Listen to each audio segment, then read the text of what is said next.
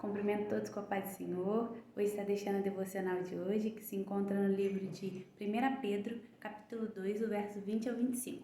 E a palavra do Senhor está escrita assim: Pois, se vocês fazem o mal e são castigados, qual é o merecimento de suportarem com paciência o castigo?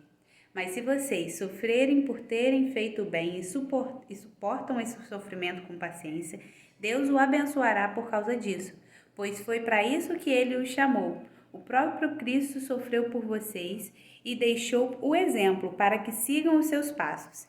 Ele não cometeu nenhum pecado e nunca disse uma só mentira.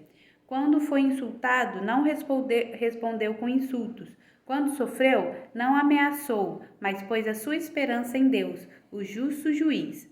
O próprio Cristo levou os nossos pecados no seu corpo, sobre a cruz, a fim de que morrêssemos para o pecado e vivêssemos uma vida correta. Por meio dos ferimentos dele, vocês foram curados.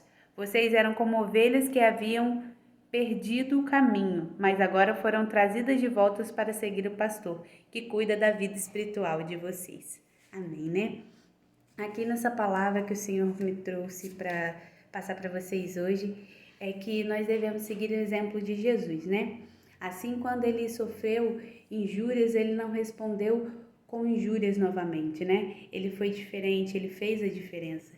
E que nós venhamos seguir o exemplo de Jesus, que nós venhamos fazer a diferença nesse mundo, que assim como Jesus suportou, nós também venhamos suportar o sofrimento, né? Porque suportar o sofrimento quando é por algo que a gente já fez, isso Deus não recebe, mas quando a gente está fazendo bem, mesmo fazendo bem, a gente sofre, suporta com paciência, o Senhor, Ele recebe isso, Ele vê o nosso sofrimento, Ele é justo, Ele é o juiz justo para poder julgar a nossa causa. Então, que nós venhamos deixar na mão de Deus, né, para que Ele possa julgar, que nós não venhamos deixar palavras, né, nada entrar no nosso coração e venhamos fazer aquilo que a nossa carne quer, mas que nós venhamos, assim como Jesus, suportar toda dor, toda injúria, todo insulto, né? E não fazer de volta com o outro, mas que nós venhamos orar por eles para que eles possam também encontrar esse Jesus, amém?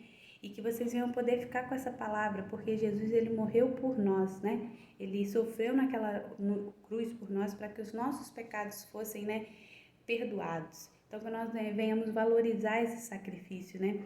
E venhamos fazer com que Ele se alegre com nossas atitudes, amém? E essa palavra que eu deixo para vocês. Fiquem com Deus.